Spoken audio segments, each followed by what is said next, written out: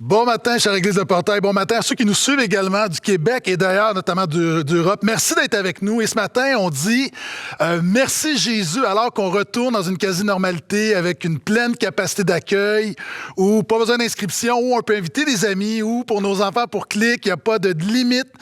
C'est vraiment une joie d'être à l'Église et je t'invite vraiment à revenir si tu n'as pas, si t'es pas déjà revenu, vraiment pour profiter de cette bénédiction de pouvoir célébrer Jésus tous ensemble.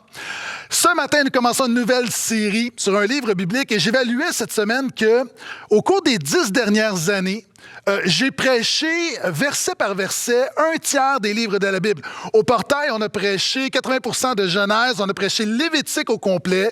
Je me suis avoir prêché Ruth au complet, une bonne partie des psaumes, le livre des Proverbes au complet, Ecclésiaste, Cantique des Cantiques. On a prêché 25% du livre d'Ésaïe. Je me suis avoir prêché Amos au complet, Jonas, Agé. On a également prêché le livre de Marc. On vient de terminer le livre des Actes des Apôtres. Éphésiens, Philippiens, Colossiens au complet. On a prêché également 1 Timothée, 2 Timothée, Jacques. On a prêché la moitié de l'Apocalypse et je vais prêcher l'été prochain du voulant, l'autre moitié. Donc, c'est 22 livres sur 66 où, au Portail, on a prêché essentiellement verset par verset, sans compter tous les autres prédications thématiques. Et donc, je crois qu'au travers des 10 dernières années, on a à peu près touché à tous les livres. Ce matin, nous commençons une série sur une épître, et c'est l'épître de Jean, la première épître de Jean. Et le titre de la thématique, c'est « L'amour triomphe ». L'amour triomphe, c'est Warren Buffett, qui est l'investisseur bien connu, qui a dit « C'est lorsque la marée se retire qu'on voit ceux qui nageaient nus ». Ça veut dire quoi? Ça veut dire que c'est lors d'une crise, lors des épreuves, et alors que la normalité se retire, c'est là qu'on voit la véritable stature des gens. Et après 2 ans de pandémie, de différents mouvements sociopolitiques, de différents courants, de différents enseignements dans les églises, avec la guerre en Ukraine, avec différents scandales, avec des gens autour de nous qui chutent, l'épître de Jean a une bonne nouvelle pour nous. L'épître de Jean nous enseigne que l'amour triomphe. Il va dire, Jean, que Jésus triomphe du monde. Jésus triomphe de toutes choses. Et notre foi en Jésus nous rend triomphants. Et il va dire que ce triomphe s'appuie sur une chose, sur l'amour de Dieu à notre égard. Nous l'aimons car il nous aima le premier. Et parce qu'il nous aimait le premier, la Bible dit qu'on peut aider les autres. Et ce qui nous motive à persévérer, c'est notre amour pour Jésus, notre amour pour Dieu. Et on va voir ensemble dans les 5 prochaines semaines comment l'amour triomphe de tous les défis de nos vies. On voit l'apôtre Jean ici, l'apôtre Jean qui a écrit un évangile, qui a écrit l'Apocalypse. Il a écrit 3 épîtres, 2 tout petites, une de 5 chapitres qu'on va voir. Et l'apôtre Jean a écrit une épître à des chrétiens ébranlés. Il y a des chrétiens à l'époque de Jean qui sont ébranlés par différents événements courants, différents enseignements. Et Jean leur écrit pour leur rappeler comment l'amour inébranlable de Dieu nous fait triompher de toutes nos difficultés. Lorsqu'on est en bateau et on a le mal de mer et que tout bouge autour de nous, la solution, c'est de regarder un point fixe au loin. Alors que présentement, tout bouge. On parle de guerre, on parle de pandémie, il y a toutes sortes de situations. On voit la polarisation dans la société, dans la culture, des idéologies culturelles. Alors que tout bouge autour de nous, la parole de Dieu nous incite à regarder au loin, à fixer nos regards vers Jésus, qui est la seule chose inébranlable, et c'est ce qui donne la stabilité à nos vies. Donc, sans plus tarder, tournons ensemble dans la première épître de Jean, chapitre 1. Et la première chose que Pasteur Jean nous enseigne, c'est que l'amour triomphe des ténèbres. L'amour triomphe des ténèbres. Donc, sans plus tarder, on commence avec les 5 premiers versets, première épître de Jean, chapitre 1. Voici ce que déclare la parole de Dieu. Ce qui était dès le commencement, ce que nous avons entendu, ce que nous avons vu de nos yeux, ce que nous avons contemplé, ce que nos mains ont touché concernant la parole de la vie. Et la vie a été manifestée, nous l'avons vu, nous en rendons témoignage et nous annonçons la vie éternelle qui était auprès du Père et qui nous a été manifestée. Ce que nous avons vu et entendu, nous vous l'annonçons à vous aussi, afin que vous aussi, vous soyez en communion avec nous. Or, notre communion est avec le Père et avec son Fils Jésus-Christ. Ceci, nous l'écrivons afin que notre joie soit complète. Verset 5. Voici le message que nous avons entendu de lui, que nous vous annonçons. Dieu est lumière, il n'y a pas en lui de ténèbres. Et Jean commence, et c'est important d'avoir le bon fondement, et Jean rappelle que Jésus est venu révéler que Dieu est lumière. Maintenant, Jean commence en parlant de la parole de vie. On a vu ça à la fin du verset 1. La parole de vie. Qu'est-ce que la parole de vie? La parole de vie, c'est pas une religion. La parole de vie, c'est pas un code moral. La parole de vie, c'est pas une nouvelle doctrine. C'est pas un enseignement, c'est pas un concept. La parole de vie dont Jean parle, c'est une personne. Jésus-Christ. Jésus est la parole de vie. Et Jean commence en nous rappelant, il nous l'a dit d'ailleurs dans l'Évangile, que Jésus est la parole. Et non seulement il est la parole, Jésus est la résurrection et la vie. Et maintenant, il va jumeler les deux termes pour dire que Jésus est la parole de vie. Et au risque de me répéter, d'être redondant, c'est pourquoi au portail, nous disons que tout a toujours rapport avec Jésus. Parce que quand tu étudies attentivement la parole de Dieu, tu te rends compte que c'est ce que font les apôtres. Ils ramènent tout continuellement à Jésus et tous nos défis. Toutes nos difficultés ont toujours rapport avec Jésus parce qu'il est le seul qui a une solution. Et Jean va relever deux choses. Il va parler premièrement de la divinité de Jésus. Il va dire au tout début ce qui était dès le commencement. Ce qui était dès le commencement. Et au commencement, dans la Bible, lorsqu'on parle au commencement, Genèse 1.1, au commencement, Dieu créa le ciel et la terre. Jean 1.1, au commencement était la parole était avec Dieu, la parole était Dieu. Dans la Bible, au commencement, parle de l'éternité passée.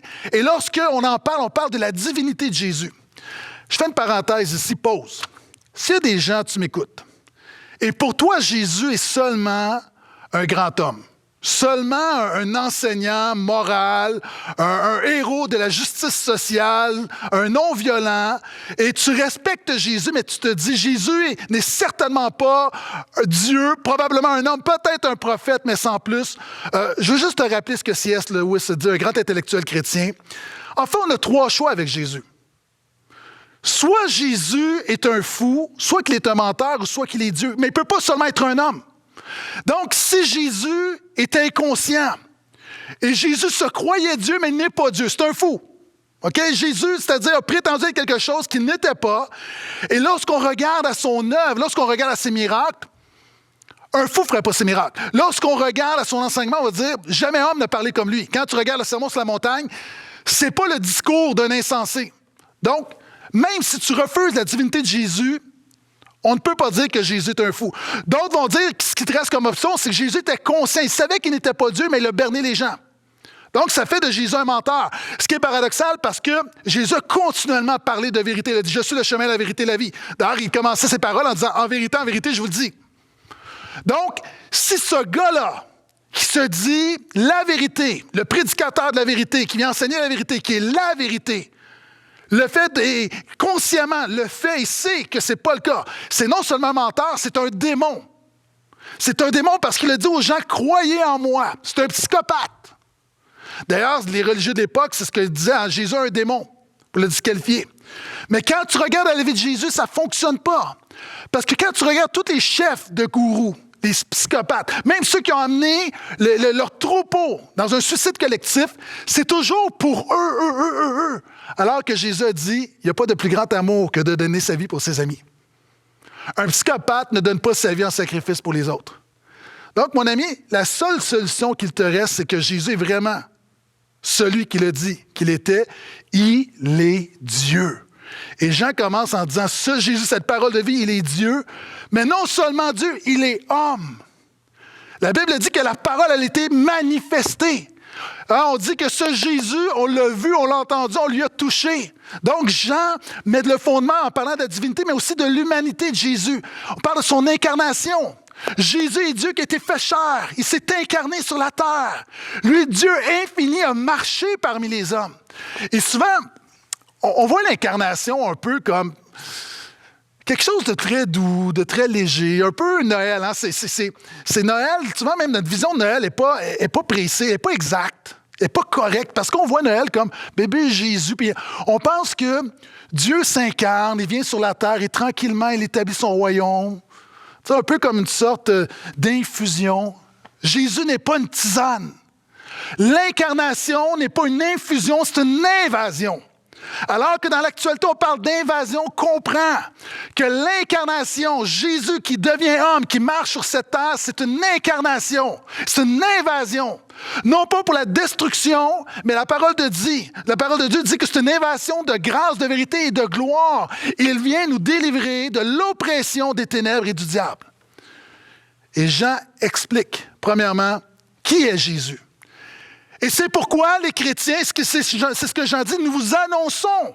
Ce Jésus nous amène une bonne nouvelle, nous annonçons la vie éternelle. Parce que Jésus est Dieu, homme, sauveur et Seigneur. Il nous offre la vie éternelle. Et c'est pourquoi l'Église a une communication. Et c'est pourquoi chaque dimanche, on se tient devant vous, je me tiens devant toi, avec cette communication de la vie éternelle. Et c'est difficile aujourd'hui parce que notre monde n'en veut pas. Notre monde veut des solutions pour améliorer la vie temporelle. Mon ami, ce n'est pas notre créneau. On n'est pas dans ce créneau-là. Ce n'est pas notre business. On n'est pas dans la business de la vie temporelle. Nous sommes dans la business de la vie éternelle. Vous savez, en vieillissant, on commence à regarder à nos REER, à la retraite, à l'investissement. Puis une des choses en lisant, je me rends compte qu'il y a deux types d'investisseurs. Il y a premièrement ce qu'on appelle, en hébreu, les day traders. C'est ceux qui jouent à la bourse. C'est-à-dire, dès qu'il y a moindrement un mouvement, on vend, on achète, on vend. Et c'est très nerveux, puis continuellement, ça bouge, ça fluctue. Puis il y a des chrétiens comme ça. Quand ça va bien, ils prennent Jésus, ça va mal, ils vendent Jésus, achètent Jésus, débarrasse-toi de Jésus. Et il y a des chrétiens qui bougent comme ça. Puis tu as les autres investisseurs qui sont pour le long terme. Donc, ils regardent le long terme parce que les statistiques nous disent, par passant, je suis un pasteur, je ne suis pas un conseiller financier, là. Mais les statistiques nous disent que historiquement, depuis à peu près 100 ans, la bourse fait toujours en moyenne un marché de 10 % par année. Donc, il y a des gens qui prennent leurs fonds, ils prennent des sous, ils mettent un peu d'économie, ils mettent ça pour leur rêve, puis ils oublient ça et ils se disent, année après année, il y a une moyenne de 10 %. Donc, le but, c'est le long terme. Ça, c'est la vie chrétienne. Le chrétien ne lâche pas Jésus quand ça va mal, ne lâche pas Jésus quand il y a une pandémie, ou il y a une guerre, il y a des difficultés, ou que la maladie arrive. Pourquoi?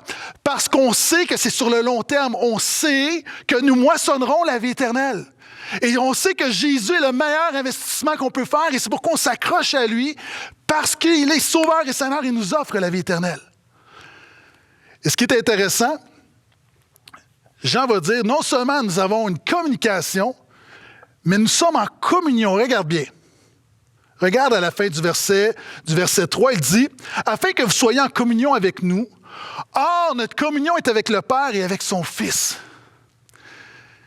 Jésus est venu établir une communauté. Mon ami, écoute-moi bien.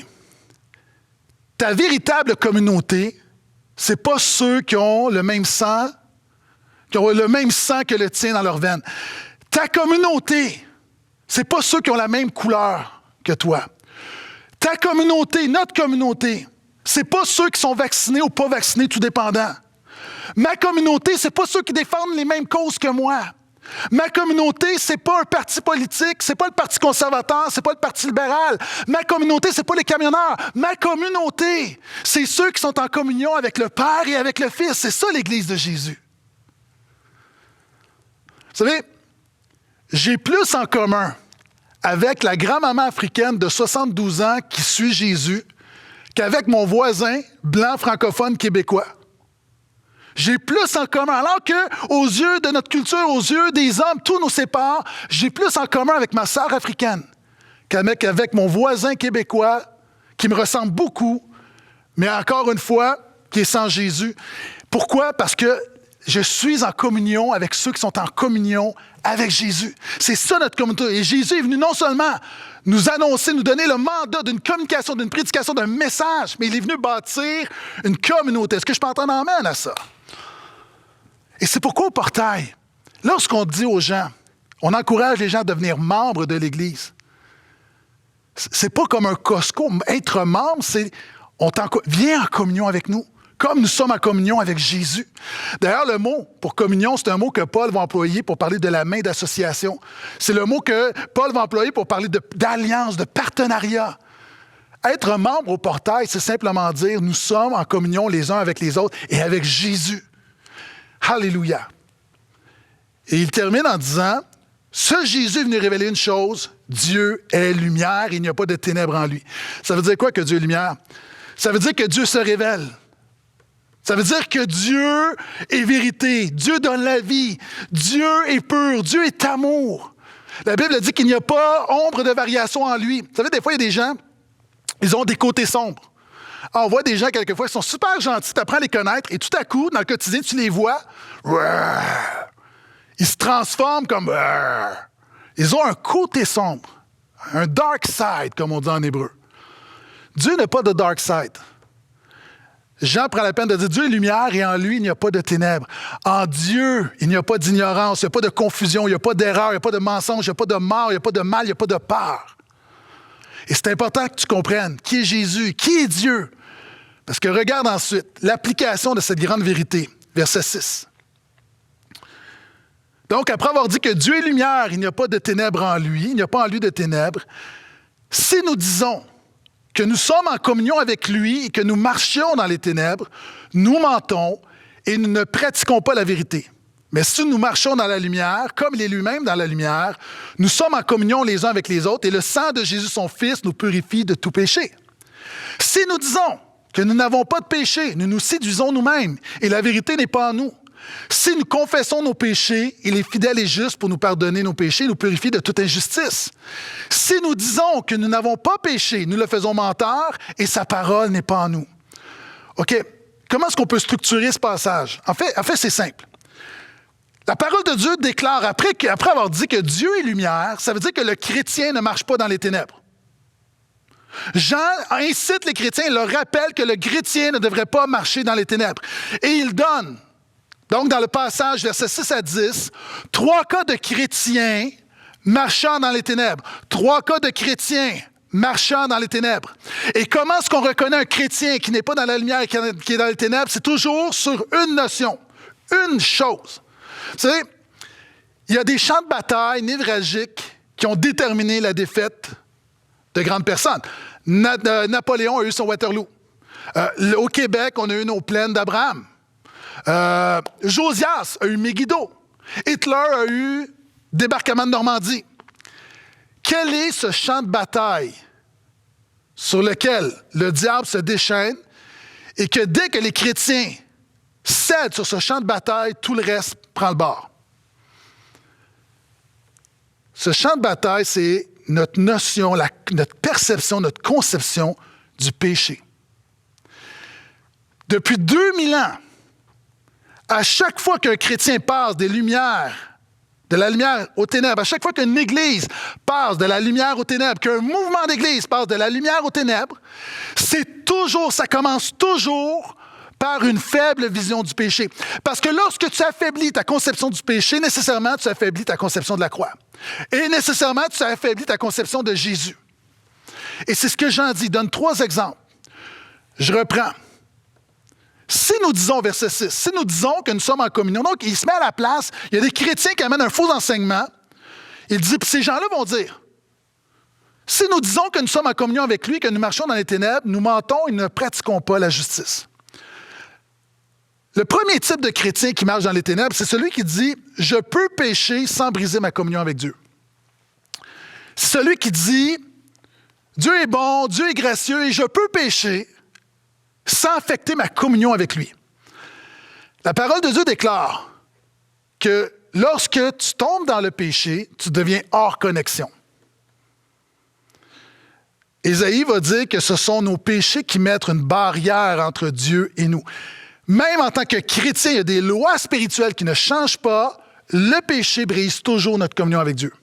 C'était le cas depuis Adam et c'est encore le cas. Et un chrétien qui dit que je peux pécher, mais ça ne va pas influencer ma communion avec Dieu, Jean va dire c'est un menteur. C'est pas ça que la Bible dit.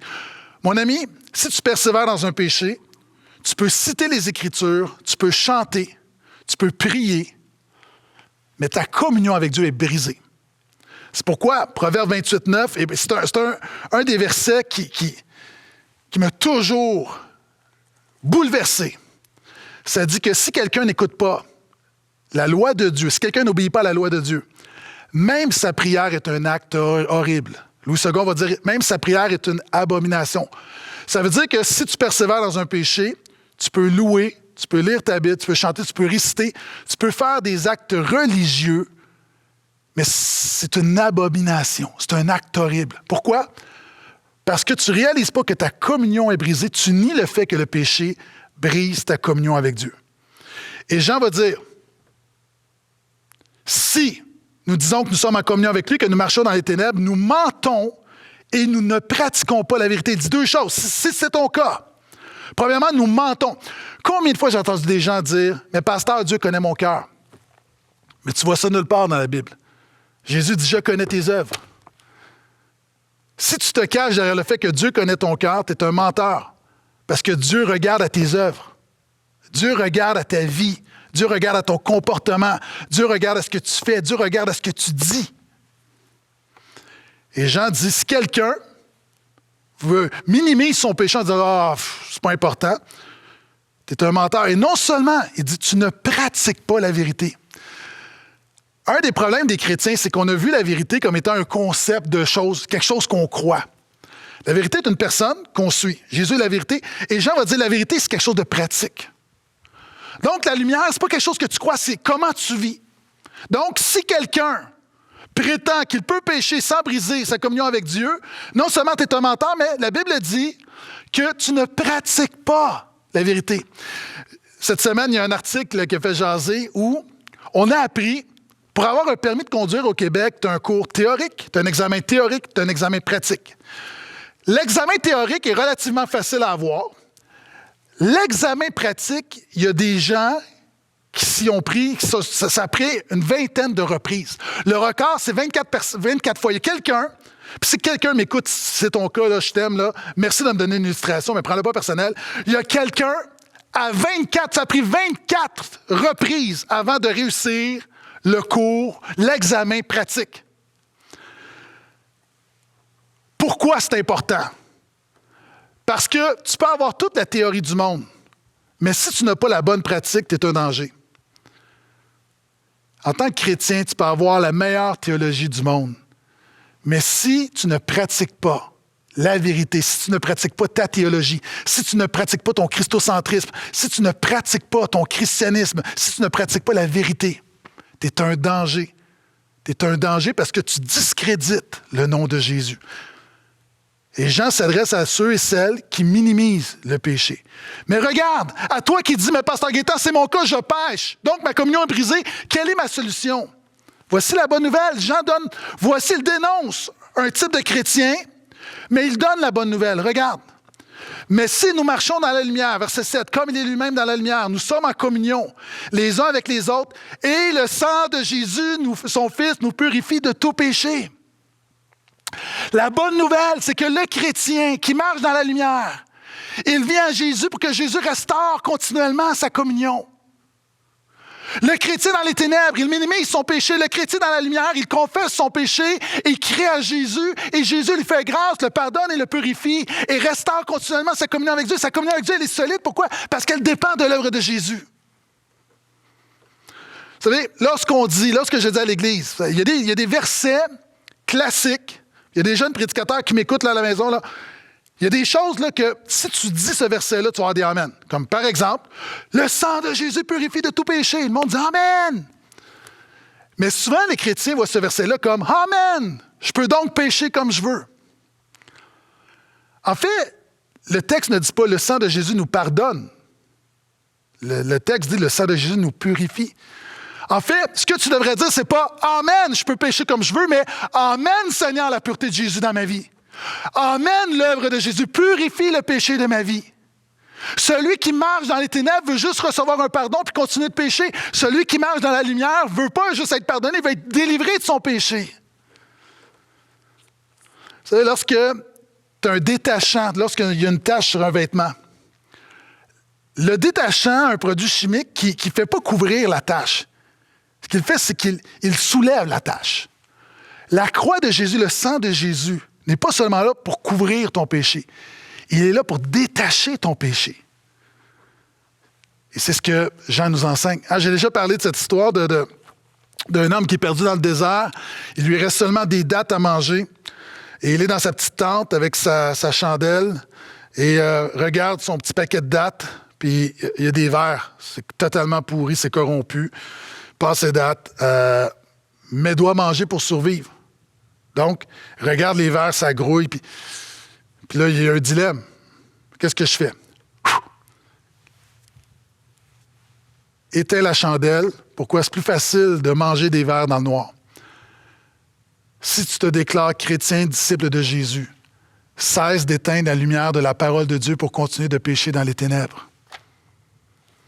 C'est ce que Jean nous enseigne. Puis il parle d'un deuxième type de chrétien. Verset 8, si nous disons, donc il y a un faux enseignement qui circule dans l'Église. Puis là, il se met à leur place puis il dit, si nous disons que nous n'avons pas de péché, nous nous séduisons nous-mêmes et la vérité n'est pas en nous. Lorsqu'il emploie l'expression « nous n'avons pas de péché », il l'emploie dans son évangile, ne pas avoir quelqu'un qui dit « je n'ai pas de péché ». Ce qui veut dire en fait, c'est que oui, ce que je fais est péché, mais je ne suis pas coupable. Donc, nous n'avons pas de péché, c'est-à-dire nous n'avons pas de culpabilité, nous n'avons pas à avoir de condamnation sur ce péché parce que c'est un péché bénin, c'est pas grave. Hein? C'est pas si pire que ça. En deuxième cas, Jean parle de ces chrétiens qui disent « je suis pas si pire que ça ». Vous savez, il y a des chrétiens qui disent « on est sauvé par grâce », qui abusent de la grâce, puis qui ne prêchent pas la grâce. Hein, ils sont dans l'hypergrâce. Un terme technique, c'est l'antinomisme. C'est-à-dire, il y a des chrétiens qui croient « je peux vivre n'importe comment parce que Dieu me fait grâce, Dieu te dit de grâce ». C'est pas ça la grâce. Puis je te rappelle qu'au portail, s'il y a une place où on prêche, puis on applique la grâce de manière robuste, c'est ici, là. Mais c'est pas ça la grâce. Ça, c'est de la grâce cheap. C'est pas pour ça que Jésus est venu. Donc, de juste vivre n'importe comment, la grâce, non seulement elle pardonne, elle transforme, elle délivre. Donc, il y a des chrétiens qui disent « je peux pécher sans être vraiment, vraiment coupable ». On voit notre péché comme on le minimise. On ne voit pas notre péché comme Dieu le voit. Hein? On banalise un péché pour lequel Jésus est mort. J'ai lu un journaliste qui était en Inde, c'est un chrétien, puis il raconte comment est-ce qu'il luttait, toutes sortes de combats dans son cœur, puis des fortes tentations pour tromper son épouse. Et un soir, il décide d'aller nager à la rivière, puis il commence à faire noir, décide d'aller nager, et voit une femme, de l'autre côté de la rive, une femme nue, qui descend pour aller se baigner, pour aller nager.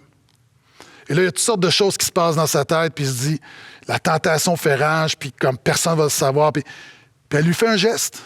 Donc, il décide de traverser la rivière.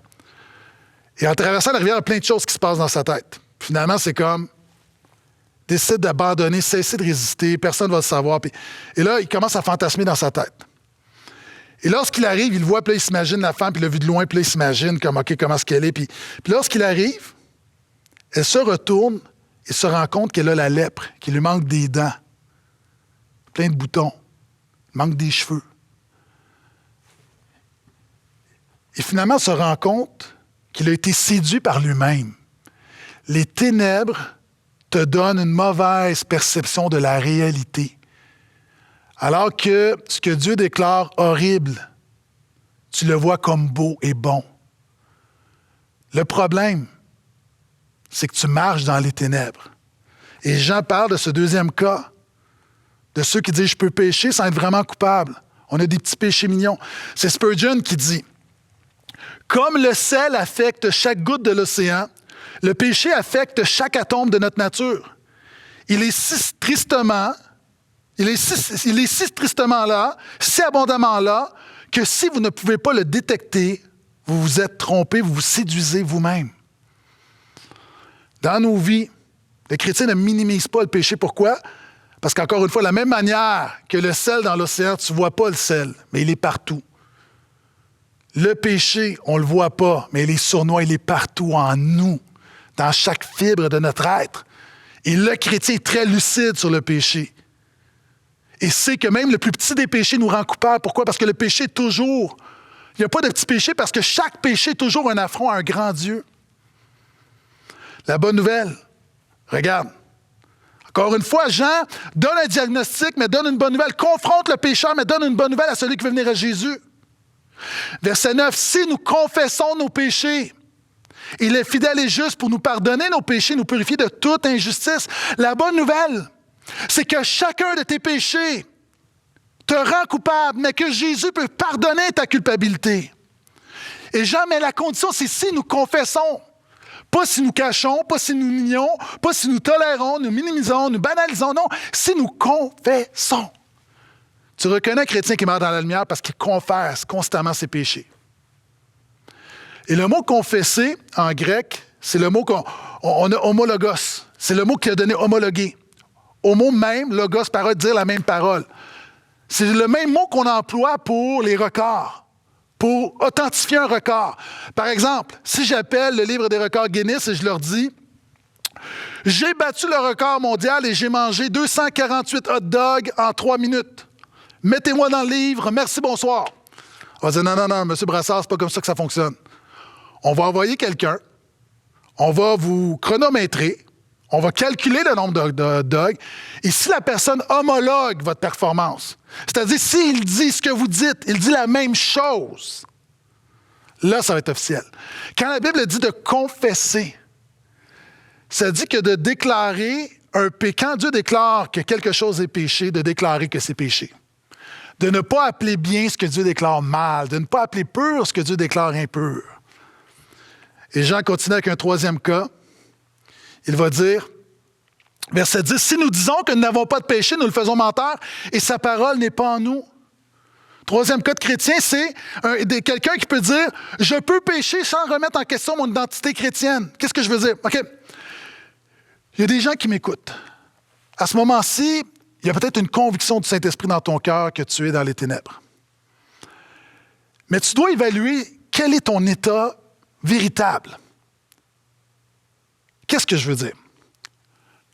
Par exemple, si tu es un soldat ukrainien, ça marche du côté des Russes, peu importe, là, c'est pareil. Supposons que tu es un soldat ukrainien, qui a l'habit, il y a l'habit des militaires de l'armée ukrainienne, il y a le drapeau, et décide de lancer des grenades sur les maisons autour de lui.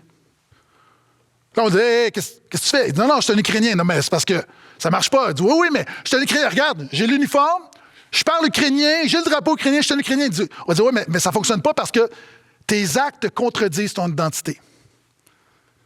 Jésus dit, on reconnaît un arbre à ses fruits.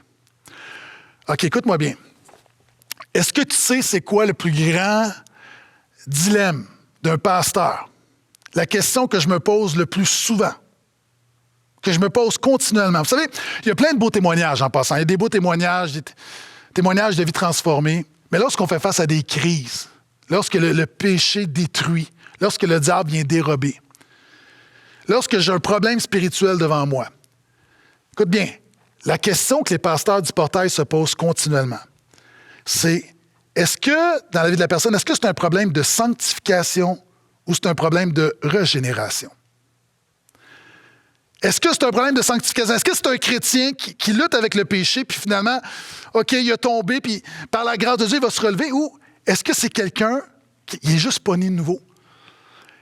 Et je vais te surprendre, mais je vois des gens qui se disent chrétiens depuis 20 ans, qui ont fréquenté des églises pendant 20 ans. Puis tu les regardes aller. Puis on ne peut pas juger les cœurs. On ne peut pas dire que la personne n'est pas sauvée, mais on regarde à la vie des gens. Ils ne parlent pas comme des chrétiens. Ils ne marchent pas comme des chrétiens. Ils ne traitent pas leurs conjoints, leurs enfants comme des chrétiens. Ils sont à l'église, mais ils ne se comportent jamais comme des chrétiens. Puis souvent, on présume que c'est un problème de sanctification, puis non. Non, ils sont juste pas nés de nouveau, ils sont juste perdus, ils sont juste condamnés à l'enfer, ils sont séparés de Dieu. Ils peuvent chanter les hymnes, ils connaissent les versets, mais ils sont morts dans leur péché. Puis pourquoi c'est important de se poser cette question-là? Parce que s'ils ne sont pas nés de nouveau, ils n'ont pas besoin d'un bon conseil, ils ont besoin d'une bonne nouvelle. Pourquoi? Parce qu'il y a une limite à ce qu'on peut faire avec quelqu'un qui n'est pas né de nouveau. On va toujours être là, on va toujours annoncer Jésus. Mais au portail, OK, on est bon sur des affaires, mais on n'est pas si bon que ça. On ne peut pas amener la vie dans la vie de quelqu'un qui est mort. Hein, c'est comme si tu vas chez ta grand-mère, puis elle te demande de réparer sa porte. Puis tu lui dis, OK, grand-maman, où sont les outils? Puis elle dit, j'ai pas d'outils. T'es limité. Et lorsque quelqu'un est devant moi, qui qui n'est pas né de nouveau, je suis limité. Pourquoi? Parce que je ne peux rien faire sans l'action du Saint-Esprit, sans la puissance d'en haut dans la vie de la personne. Nous sommes limités. Et c'est ce que Jean dit. Il y a des chrétiens, on regarde à ta vie, tu es dans les ténèbres. Puis c'est pas que tu as un pied dans les ténèbres, c'est qu'en fait, c'est que tu n'es pas chrétien. Puis je te le dis avec amour, pourquoi? Parce que la dernière chose que je veux, c'est que tu m'entendes prêcher pendant 20 ans de ta vie puis que tu finisses en enfer. Lors du jugement dernier, je ne veux pas être accusé de ne pas t'avoir annoncé la bonne nouvelle de Jésus. Le chrétien ne marche pas dans les ténèbres. Mais voici la bonne nouvelle. C'est que Jésus nous offre une solution. Jésus est la seule solution spirituelle pour marcher dans la lumière. 2 versets. Il continue. Mes petits-enfants, voyez-vous, Jean est dur, mais plein d'amour. Mauvaise nouvelle, bonne nouvelle, péché, grâce. Mes petits-enfants, je vous écris ceci afin que vous ne péchiez pas. Et si quelqu'un a péché, nous avons un avocat auprès du Père, Jésus-Christ le juste. Il est lui-même victime expiatoire pour nos péchés, non seulement pour les nôtres, mais aussi pour ceux du monde entier. Jean va dire, il s'adresse à des chrétiens, il va dire, frères, sœurs, ne péchez pas. Mais si vous péchez, nous avons une solution. Ça veut dire quoi? Par exemple, si tu t'en vas dans le désert et que ton pharmacien te donne des capsules, un antidote antivenin, puis tu vois un serpent, est-ce que tu vas commencer à caresser le serpent en disant « mais c'est pas grave, j'ai une solution ». Mais non. C'est comme si tu vois, il y a un trou, puis tu te dis « c'est pas grave, avec ta voiture, tu t'en vas, puis c'est pas grave, j'ai une roue de secours ». Ou « oh, c'est pas grave, je peux sauter en bas des escaliers, c'est pas grave, j'ai un médecin de famille ». C'est pas parce que tu as une solution que tu te comportes en fanfaron. Bon, ça rime. Et Jean dit, c'est pas parce que nous avons une solution en Jésus que ça devrait nous motiver à pécher. Mais si nous péchons, et nous péchons, Jésus est notre avocat auprès du Père. Et le mot avocat, c'est paraclèse, c'est différent de avocat aujourd'hui. C'est un ami qui venait à ta défense. C'est un ami qui vient faire une recommandation au juge pour toi. Et Jésus est ton avocat, c'est-à-dire, pour contextualiser, c'est Jésus ton endosseur. Lorsque tu veux emprunter pour une voiture, une maison, peu importe, et que tu n'as pas un crédit, tu as besoin de quelqu'un qui a un bon crédit pour t'endosser. Alléluia! Alors que nous sommes en dette, alors que nous péchons, Jésus dit au Père, je les endosse, je l'endosse. C'est mon enfant, c'est mon disciple, je l'endosse. Non seulement Jésus est notre avocat auprès du Père, Jésus est notre victime expiatoire pour nos péchés. C'est-à-dire que Jésus, vous savez, on voit souvent la croix comme une date dans notre Bible. En telle année, en 92, j'ai reçu Jésus. Puis en fait, ce que la Bible dit, c'est que Jésus applique continuellement son œuvre expiatoire. L'œuvre où l'expiation, c'est-à-dire qu'il couvre le péché, il apaise la colère de Dieu, il est réconcilié avec Dieu continuellement. Un exemple féminin, c'est comme à la plage. L'enfant ne manque jamais de crème solaire lorsque maman est là. Continuellement. Maman n'attend pas que la crème soit... Continuellement, tu ne manques jamais. Moi, mes enfants ont été crémés pour l'éternité. C'est exactement ce que Jésus fait. Alors que nous péchons, il est notre avocat auprès du Père.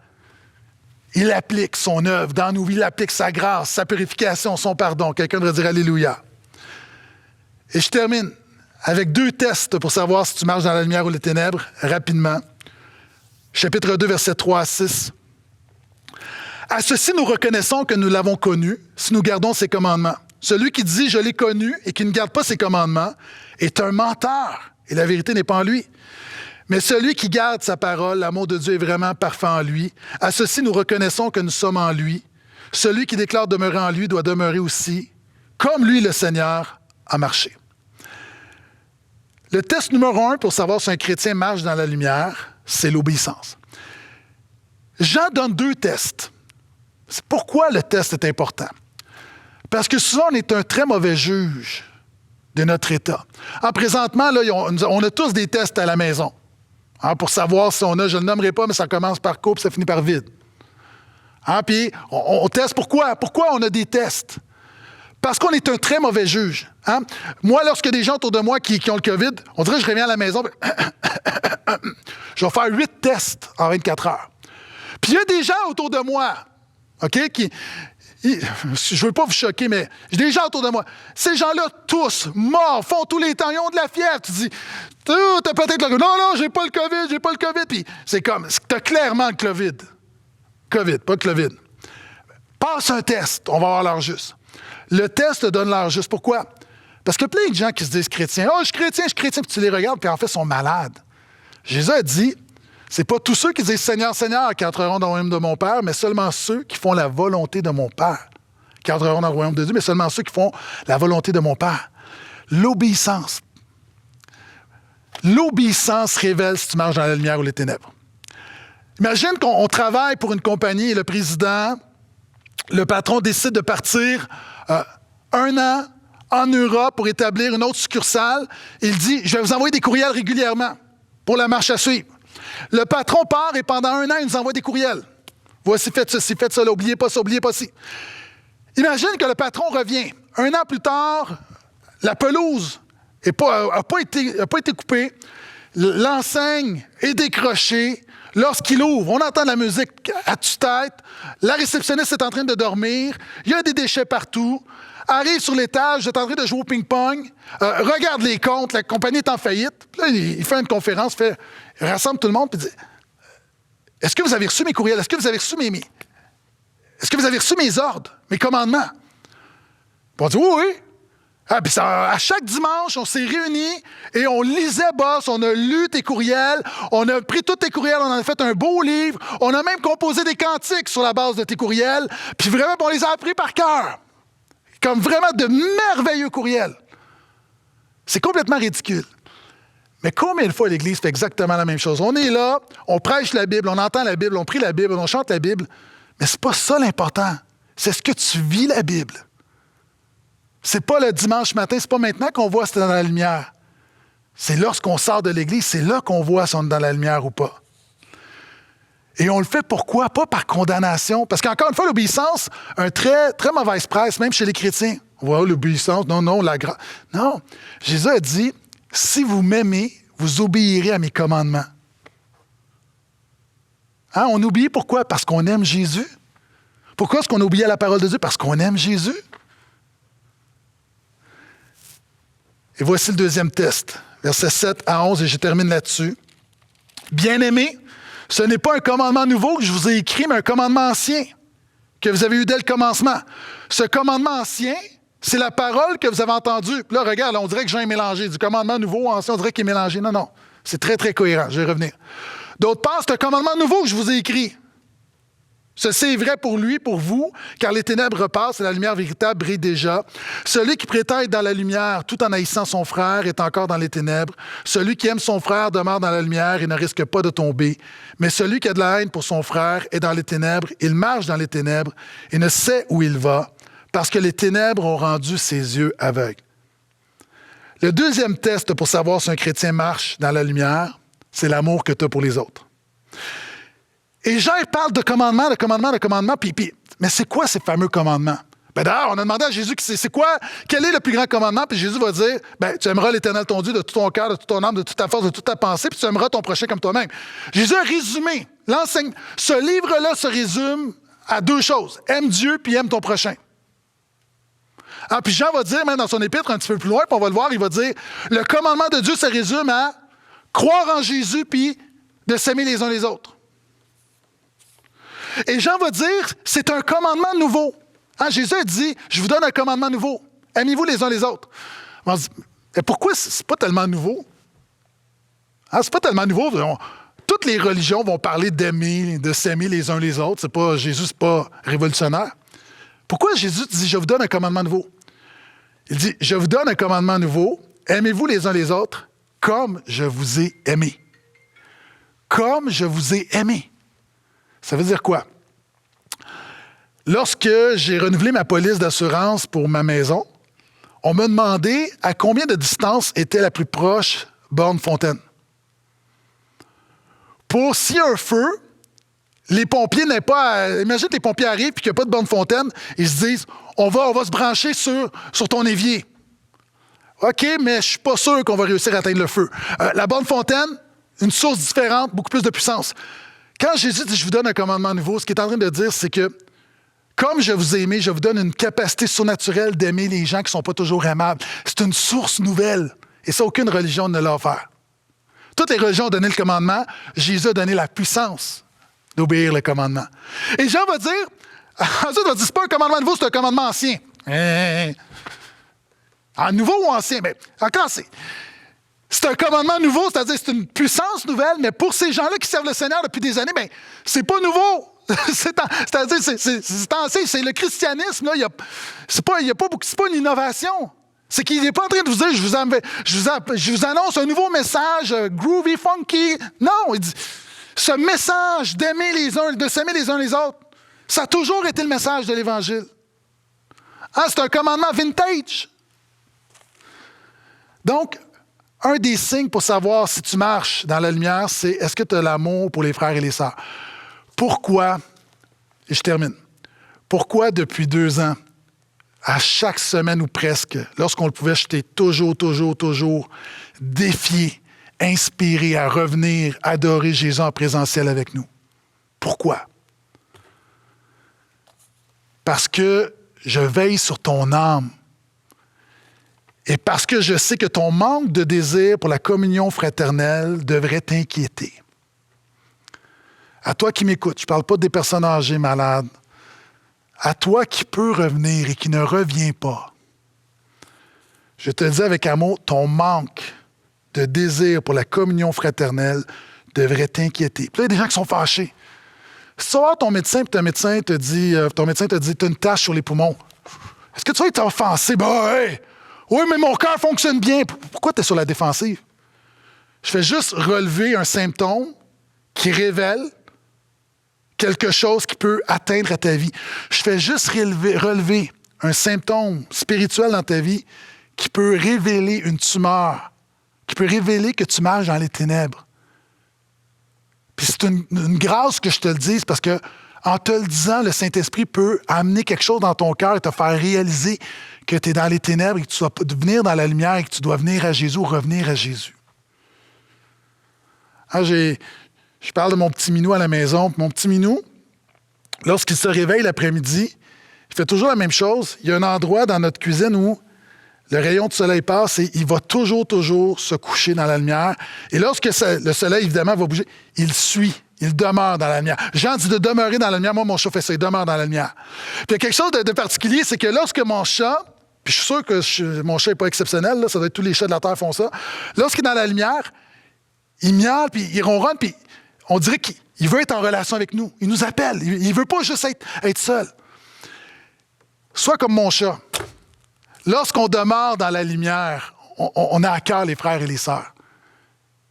Si tu n'as pas à cœur la communion fraternelle, si tu n'as pas à cœur d'être dans un petit groupe, si tu n'as pas à cœur de juste prier pour les frères et les sœurs, de te préoccuper, de prendre des nouvelles, je ne te condamne pas, je vais juste te dire que tu es peut-être dans les ténèbres.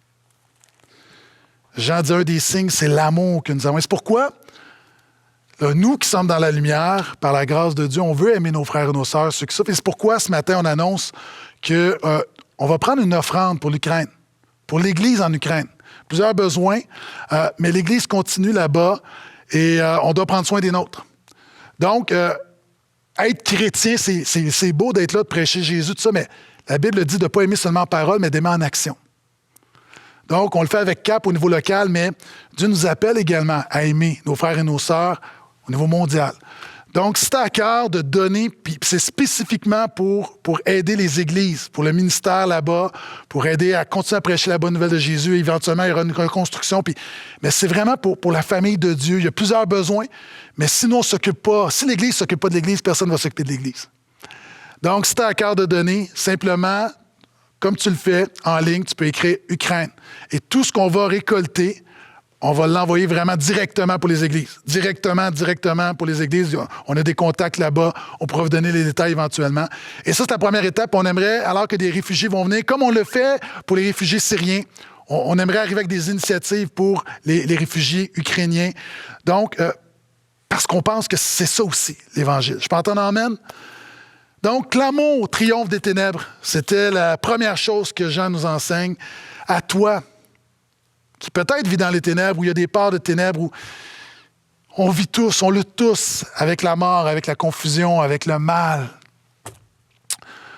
Vraiment, la solution, c'est de réaliser l'amour de Jésus pour toi, de réaliser que cet amour-là t'amène à aimer Dieu et t'amène à aimer les autres. Alors que tout est ébranlé, alors qu'il y a plein de choses qui vont mal, alors qu'on a tous nos défis personnels, encore aujourd'hui, ce qui ne change pas, ce qui triomphe des ténèbres, c'est l'amour. L'amour de Jésus pour nous, l'amour de Jésus pour lui. Que Dieu nous amène dans la lumière au nom de Jésus.